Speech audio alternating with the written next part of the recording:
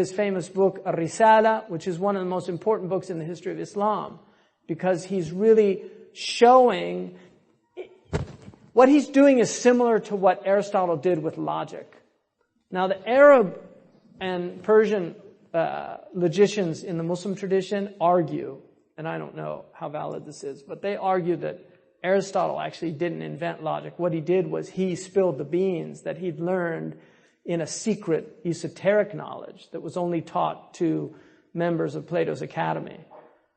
And that's why one of the remarkable things about Aristotelian logic is how an entire system of knowledge came about without any development. Like if you study chemistry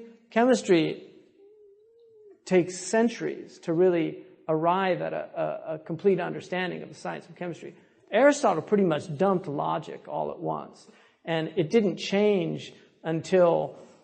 And Aristotle was not unaware of inductive reasoning, but his focus was on deductive reasoning because he was an essentialist and not a nominalist. But when you get into the later logicians, William of Ockham, who introduces nominalism, which has a huge effect, and then you get Sir Francis Bacon, who wrote the New Organon, which is the new logic, where he focuses on inductive as opposed to deductive logic. Inductive is probable. It's based on working with particulars and not universals, and that's the logic of science, and that's become modern logic. So it's inductive, and they've pretty much eliminated deductive logic. They don't even really believe in it anymore, which is a major problem because Muslims are essentialists. We believe in essences. We believe that human nature has an essence, that we're not just a bundle of desires and appetites, that we have an essential nature. And this is why you get into transhumanism, transgenderism, all of these aspects of the modern society where things are becoming blurred and lines are becoming blurred. This is all a result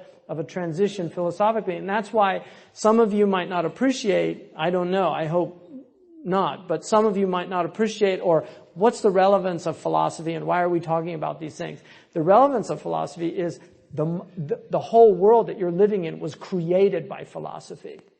All of these ideas came from philosophers. The modern world was created by philosophers. The rejection of religion, the rise of atheism came out of philosophy.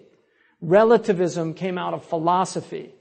All of these things that you're learning at the universities where you don't have answers to, they came out of philosophy. So philosophy matters and it's relevant. And you can become an Amish or an Orthodox Jew like in Brooklyn, or go to Çarşamba in Istanbul and retreat into the enclave of parochialism and a type of provincialism, mental provincialism and fundamentalism where you just say, oh, they're kuffar, and who cares? They can all go to hell as far as I'm concerned. We're just holding on to what we have. You can do that. That's one approach to the modern world that some religious communities have chosen to do. But for those of us who live in these societies and aren't fleeing to the hills, and fleeing to the hills is an option. It really is. The Prophet ﷺ said, the time is coming, يُوشِكُ أَنْ يَكُونَ خَيْرُ مَالَ الْمُؤْمِنِ, right? غَنَمٌ يَتْبَعُهَا يَتْبَعُ بِهِ the قَطْرَ الْمَطَرِ, looking for water with his goats, في شعاف الجبال, in the mountain crevices. And the Prophet ﷺ said that. And he said that towards the end of time, people will flee to the mountains. Right? So that is, I'm not saying that's not an option. But for those of us who are not opting out to do that, that are living that, we have to understand the time we're living in. We have to understand it. And you guys are going to universities and you're hearing people are taking introductory to philosophy courses and getting confused.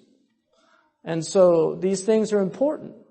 And we have to recognize their importance. And we need amongst us those who have to learn first. I would not suggest by any stretch of the imagination learning philosophy before you learn the Islamic tradition. I would not recommend that. I think it's quite dangerous. But there are people amongst us that have to delve into these things, and because Radd al-Shubuhat is part of Islam, refuting obfuscations, refuting those hazy things. So this third generation was the